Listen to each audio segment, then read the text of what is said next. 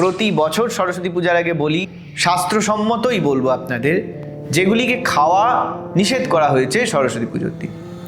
এই দিন পোড়া জাতীয় খাবার গ্রহণ থেকে বিরত থাকুন, অর্থাৎ বেগুন বা আলু বা টমেটো বা যে কোনো ধরনের যে সবজিগুলি আমরা পুড়িয়ে খাই, যে মাছ বা মাংস আমরা অনেক সময় বারবিকিউ করে বা পুড়িয়ে খাই, গ্রিল করে খাই, এই যে পোড়ানো, রোস্ট করা, এই পোড়া জাতীয় সবজি হোক বা আমিষ হোক নিরামিষ হোক, ওই দিনকে এই পোড়া জাতীয় যে কোনো খাবার সেটাকে খাওয়া নিষেধ করা হয়েছে। বেল ভক্ষণ নিষেধ করা হয়েছে। বেল মানে শ্রীফল। এই বেল খেলে অর্থ এবং সর্বনাশ ঘটে, অর্থাৎ অর্থ, মান সম্মান, সামাজিক ক্ষেত্রে, পারিবারিক ক্ষেত্রে, সব দিক থেকে সব কিছুর নাশ ঘটে।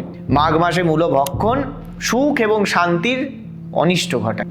এই লাউ যদি সরস্বতী পুজোর দিন ভক্ষণ করা হয়, এতে পেটের সমস্যা বৃদ্ধি পাবে, শারীরিক সমস্যা বৃদ্ধি পাবে, পিতৃদোষ বৃদ্ধি পাবে। পিতৃদোষ মানে পিতৃ বা পিতা স্থানীয় কোনো মানুষের সঙ্গে আপনার ঠিক বনিবনা হবে না। এই যে উচ্ছে বা নিম, এটাকেই মূলত তেতোর মধ্যে গণ্য করা হয়। এই তেতো জাতীয় দ্রব্য খাওয়া নিষেধ করা হয়েছে। এটা খেলে কি হবে?